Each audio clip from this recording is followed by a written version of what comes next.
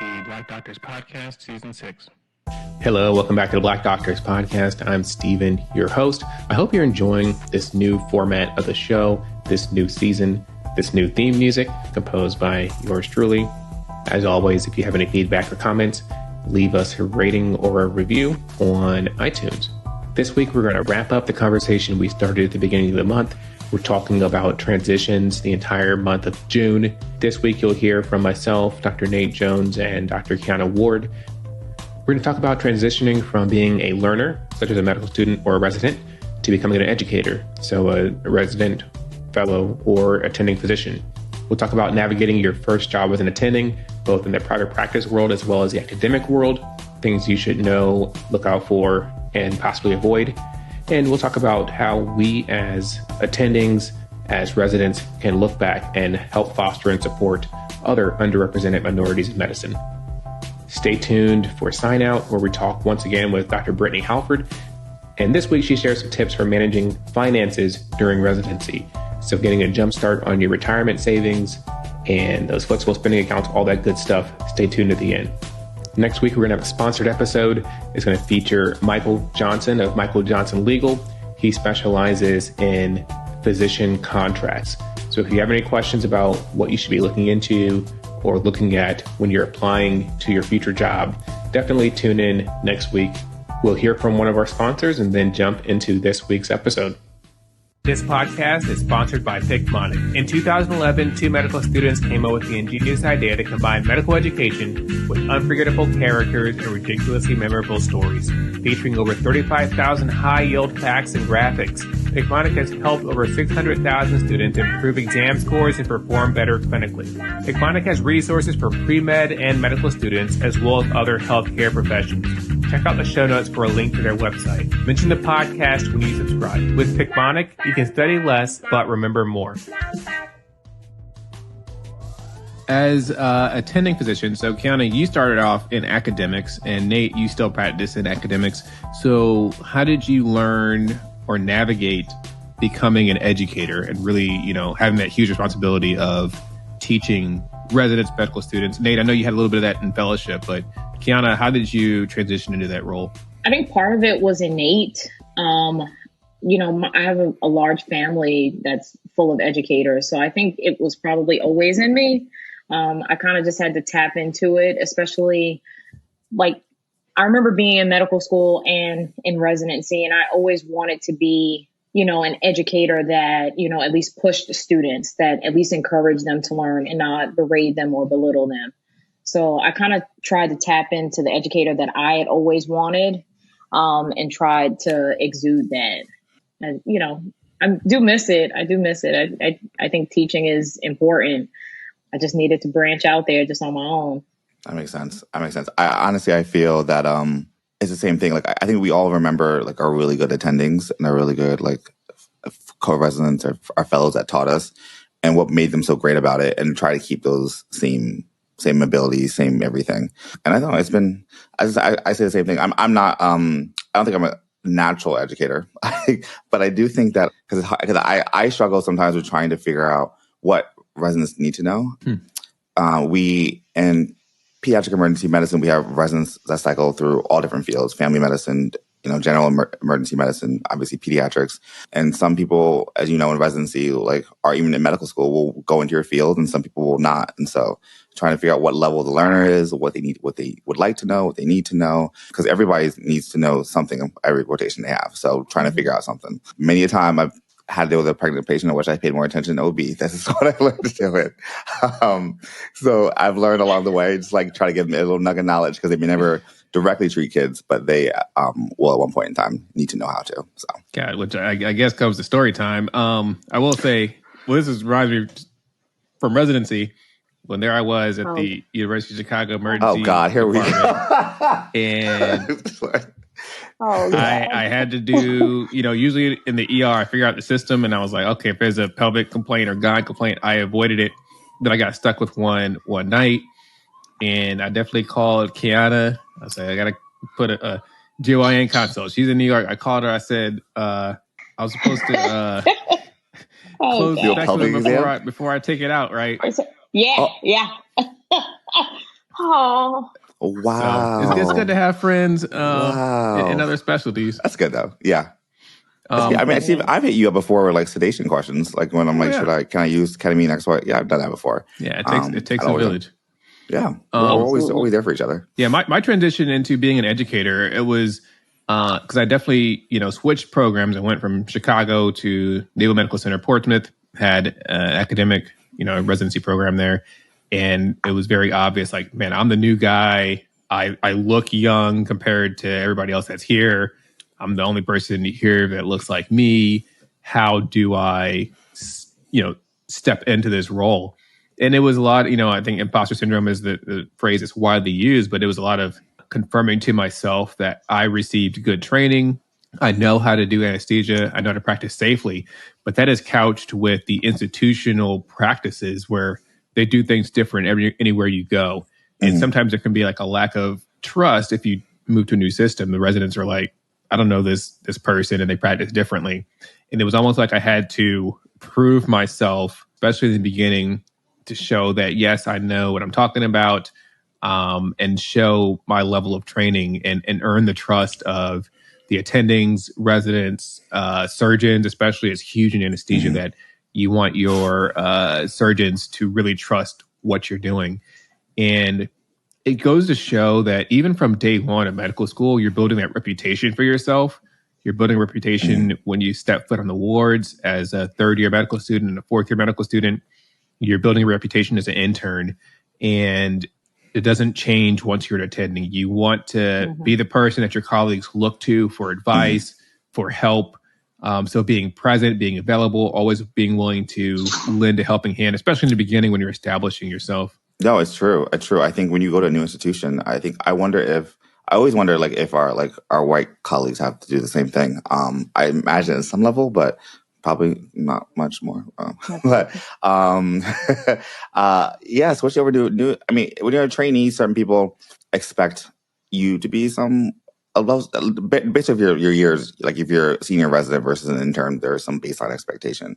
But I do think being a Black resident into a Black attending is definitely hard when you're in a new institution, especially if the institution is not a very inclusive in its environment and understanding of that everyone who has went through training should know what they're doing and should be okay. And we were hired because we know how to do that.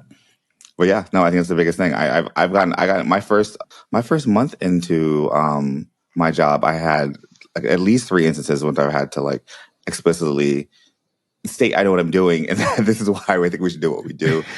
But I think you have to. That's what comes with the territory sometimes too. I think being a Black physician, like sometimes you can only beat yourself up so much for things that are not your fault. Like it's not imposter syndrome. I don't believe is something that's an individual's fault. That's largely because you're in a system and an environment which doesn't support you. And so, in a way of being radical is having the self-preservation to say like, no, I'm actually This is what we're gonna do. We have questions about it, we can talk about it, but like I don't think we need to have you ask me questions about like Versed versus Ativan, and I think I'm not trying to do all that. So like, and Kiana, you've since moved from academic medicine into private practice. Yeah, it's still technically private practice. It's owned by Wake Forest. Yeah, what has that experience been like? It's been amazing. It's been an amazing experience. The healthcare system, it works here. People love their job. And I think when people love their job, they're more productive at work. The nurses love the system. The doctors love the system. But what I appreciate about it is that if there's something that we feel doesn't work, they're very proactive about trying to find solutions to make that change. So like our post-call day, we prefer to have that day off versus go to clinic. So they're actively trying to hire mid-levels to take on more of the clinic responsibility. So we have our post-call days off. So I appreciate it. It's very different not having a, resident that, I do my cases. I either do them with another attending or with a PA that assists. So there are aspects of like, surgical skills that, you have to maintain. And I feel like, the responsibility of having to teach someone, isn't there, it's just Dr. Ward and her OR case and getting through her cases throughout the day. So I really like it. And to clarify, because you transitioned from an inner city hospital to now a community hospital in the South? Yeah, rural North Carolina. Yeah. Love it. I like it here. Love it. I love it. Yeah. It's crazy because you're exposed to different things in residency. And we have that tendency to think that this is the way it is everywhere. And moving around really opens up your eyes to the different types of practice. And burnout is huge. Burnout's been in the news, right? But I think, and I firmly believe that burnout, but don't quote me on this. This is probably isn't evidence-based or whatever. But burnout is like, if it's not working, whatever you're doing is not working, you got to change that. So whether that's moving from the inner city of New York to the boondocks of South Carolina. Oh no! See, now people from South Carolina are not going to be. Sorry, inner city of New York. And now a word from our sponsors. Hey, it's Steven, host of the Black Doctors Podcast. I hope you're enjoying this episode. I want to take a minute to talk about TrueLearn. They are a sponsor of the Black Doctors Podcast, and we're thankful for them investing in our mission. TrueLearn is a company that specializes in test preparation. They provide a data-driven approach to help students prepare for their examinations. They provide resources for those in the medical licensure exam process, or the COMLEX, the USMLE, and even for physician assistants. And they also provide resources for subspecialty exam prep. Specifically for those in medical school, they offer individual NBME subject exam smart banks, and they cover the rotations that include neurology, emergency medicine, psychiatry, pediatrics, surgery, OBGYN, family medicine, and internal medicine. 8 different subspecialties. As a special bonus for those of you that listen to the show, TrueLearn is offering a discount. To receive that discount, visit their website. When you sign up for one of their products, use the code BDPodcast. So Black Doctors Podcast. There's also going to be a link in the show notes. Check that out. Everybody loves saving money. And now let's get back to today's episode. Burnout, but don't quote me on this. This is probably isn't evidence-based or whatever, but burnout is like, if it's not working, whatever you're doing is not working, you got to change that. So whether that's moving from the inner city of New York to the boondocks of South Carolina. Oh no! See, now people from South Carolina are not going to be. Sorry, inner city of New York to a small rural hospital. Change something, try something new, and see if that contributes to a better lifestyle or sense of well-being. Yeah. You know what's interesting too is I wonder if, because I always think there's a fear of trying to make that change. Because I feel like for so long we've been taught to just survive, to just get through. And then when you have the opportunity to be like, you know what, I'm not going to go to the clinic after I worked overnight. That's not what I'm going to do. That's a lot of power in that. And that does help with the burnout. I've found like, for me, I've had to make decisions about like how much time I spend with all my charting and things. Like I have metrics like everyone else has metrics, but like, if I go home and I can't do it, if I can't do it before I leave the ED, then it will get done next day. It's just, I won't sacrifice my well-being because I can't take care of more kids if I can't take care of myself. So, and this career has to go on for a little bit longer than a year. So we gotta make it last. We gotta make it last. There was a feeling of, I'm kind of letting, I guess with leaving New York, I was kind of letting the community that I had trained, I went to Howard, so predominantly, African-American population, Brooklyn, Central Brooklyn, Afro-Caribbean patient population, and now moving to an area where I'm the minority in more rural North Carolina. There was an aspect of, I am kind of, I don't want to say letting down, but there was an aspect of that I had to kind of muster up and just say, I have to do this for my own mental health and my own well-being, that I need to step away from the academia at this time, because it became to be a little too much. Just because, the responsibility of teaching medical students and residents is not something that I take lightly. I need to, like, when you have that kind of role, you want to make sure that you are setting forth the best students and, the best providers. And, to be able to do that, I think, that can take a toll on anyone. Exactly. Yeah. You can't pour from an empty cup. You got to take care of yourself first. You touched on something that is so important as Black people in professions in medicine. We carry like the weight of our ancestors as a minority text, and we feel like we are solely responsible for increasing diversity in medicine. increasing diversity in obstetrics and gynecology, and that we have to carry this load. And in part, sure, there's a responsibility there, but it can very easily overtake who we are and completely throw our lives out of focus and out of kilter. And we've got to really protect ourselves and realize that, this is the only life that we get. And yes, you can have a significant impact on the culture and on the community in other ways. Mm-hmm. Yeah, I always say your simple presence in a predominantly white oppressive system is radical, right? The fact that you exist in a system that is not built for you to exist, yes, is a radical act. So don't take for granted the ability to just be present and just be there. Mm-hmm. And I think that's the biggest thing, and then you can build from there. Mm-hmm. Yeah, I wanted to kind of close by talking about, we kind of naturally came to this theme, diversity in medicine. We've talked about, or the literature is full of the leaky pipeline and how we lose medical students and residents and folks along the way. And I struggled with helping people. Like when I was a medical student, I was just trying to get through, so I couldn't really mentor. In residency, I was trying to get through. I couldn't really mentor as much as I wanted to reach back.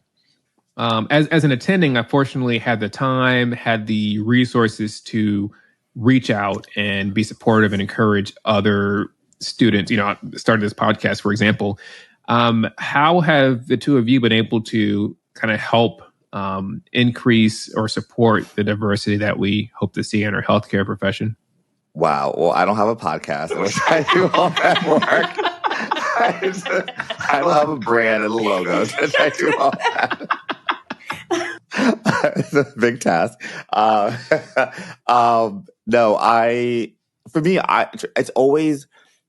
I am always grateful for those who came before me, who took the time to, and still take the time to mentor me.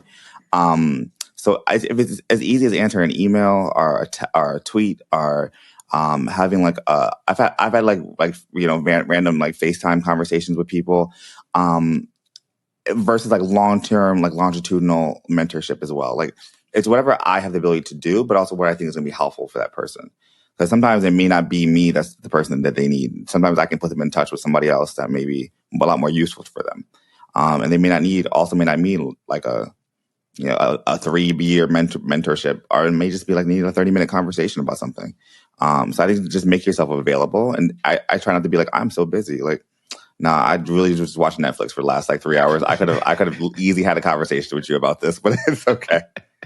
But Nate, don't sell yourself short, because you did earn a master's in public policy, and you are involved in pediatrics and policy work. Mm-hmm. Yeah, I think, so I'm also part of the section of minority health, equity, and inclusion at the American Academy of Pediatrics. And a lot of the work that we've done there has been looking at increasing workforce diversity, building it from there. And I think it's been helpful. I think, but also what my passion is, I don't think every single person who is a Black doctor should be, everyone needs to be a mentor, right? And some people may not be a great mentor, may not want to be a mentor, and that's okay too. We don't look at you a little crazy, but I mean, people give you a side eye. But it's and also not the Black, or even other marginalized provider should do diversity, equity, inclusion work. It's not, you're not being Black doesn't mean DEI work. But it also means you don't always have to be the one to do it. We need us in other spaces too. So I don't know. I definitely think I did a lot more mentorship where I was in Brooklyn, just because, I had access to a lot of different medical students. So, especially when students are coming through the rotation, definitely had more exposure, and everybody reached out to me. Just because, you're the clerkship director, you're the associate program director, how can you help with, my path through not just OBGYN, but other aspects of medicine? So students have definitely reached out, kept in touch with a few. Where I am now, I don't really have much access to medical students. They don't really rotate with us. I think more PAs do. But I'd be willing to continue mentorship if you have anybody that's interested in obstetrics and gynecology, because it's not easy. Programs are small, and, I definitely had a lot of people, especially in our class, that were trying to discourage me from going into the field just because of the lifestyle. So it'd definitely be great to hear from someone that's actually in the specialty. Yeah. And if you want to hear more about the specialty, you can go to season 1 of the Black Doctors podcast, where we have episodes that feature both Nate as well as Tiana. Stevie, you should be coming a check. All right. We gotta check everybody this episode. Everybody, Matt, Eric, we get checked. We go get checked. On that note, the talent's getting unruly. We're gonna call it quits. Thank you so much for joining us on this episode of the Black Doctors podcast. Special thanks to Italo Brown, Nate Jones, Kiana Ward. Hope you like this new format where we're going to really bring some incredible folks on so you can hear their voices and we can explore some of the tougher topics that we deal with as Black people in medicine or trying to get into medicine. So thanks so much for tuning in and listening to the Black Doctors podcast, because representation matters. Thank you so much. Music. Oh, where's the melodica? All right. And now it's time for Sign Out with Dr. Brittany Halford, host of the More Joy, More Wealth YouTube channel. This is not financial advice. Don't sue us. She's got an incredible wealth of information. Brittany, this month we're talking specifically to folks at a period of transition. So for the medical students that are transitioning into residency, what are some of the things that they should know with regards to setting up their finances? Thank you for having me. This is a key critical topic because there is a post that I have on my Instagram about mistakes that I made in residency. And I think oftentimes when we transition from medical school to residency, we have a perspective of we're really not earning money, I think. I don't know about you, but at least when I started when I started residency, everyone told me that, well, you're not really earning anything as a resident, but you are. If you think about the average income in America, right, we earn about $60K, I think now is the resident salary. I was happy to make money.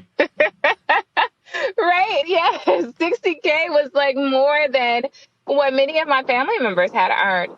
So you have to first start with that mindset that you are earning money.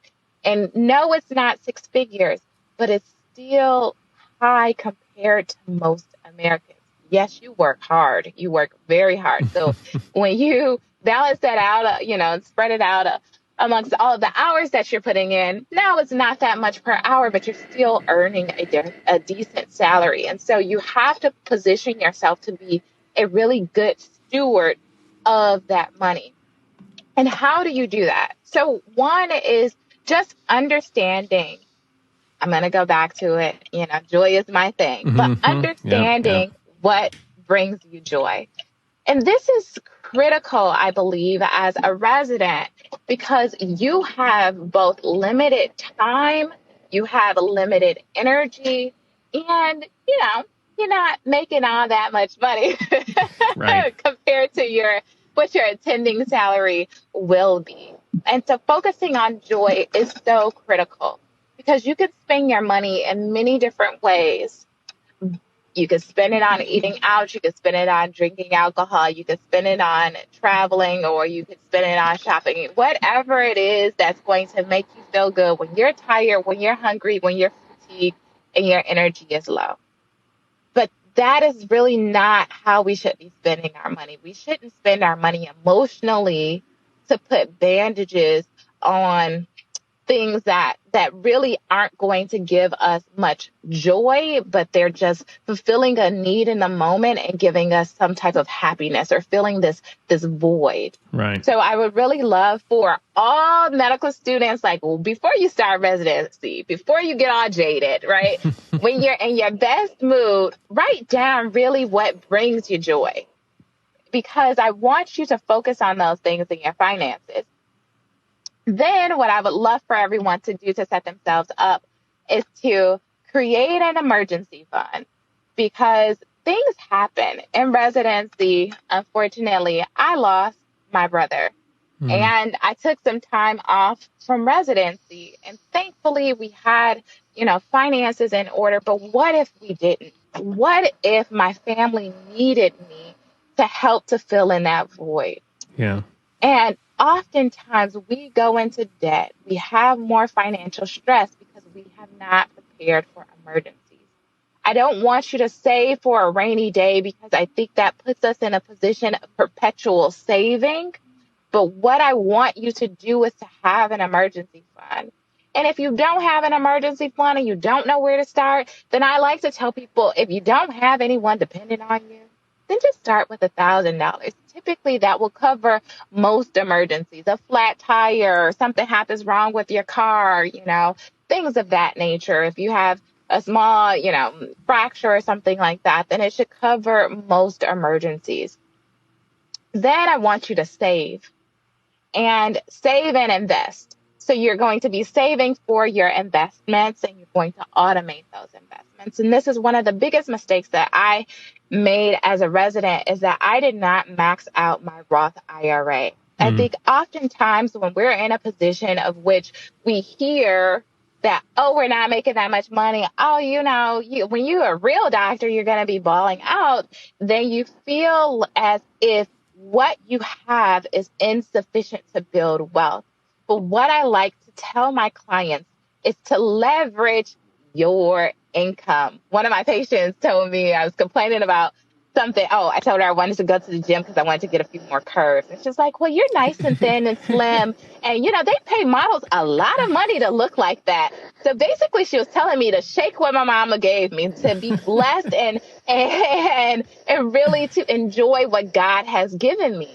And that's what I would tell the residents too, as you transition from a medical student to a resident, is to leverage the position that you're in.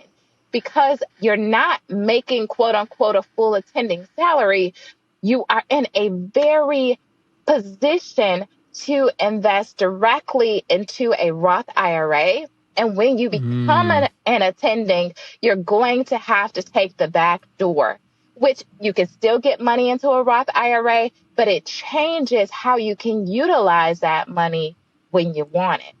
And so I did not max out my Roth IRA every year when I was below the income limit to take the front door via a contributory Roth.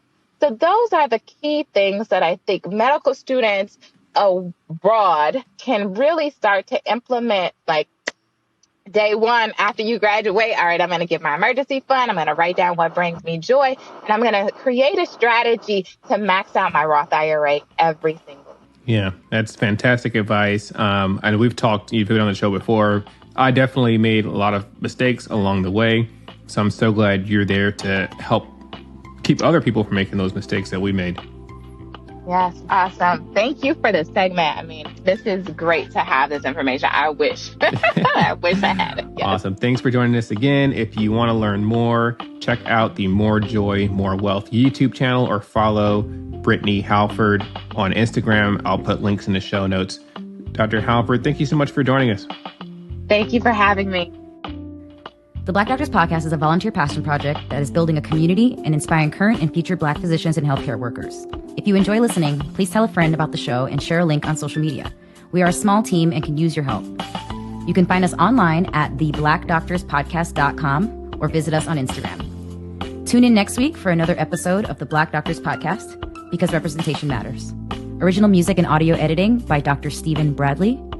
Special thanks to Creative Director Dr. Nate Jones, and to our panelists and contributors, Dr. Italo Brown, Dr. Kayana Ward, and Dr. Brittany Halford.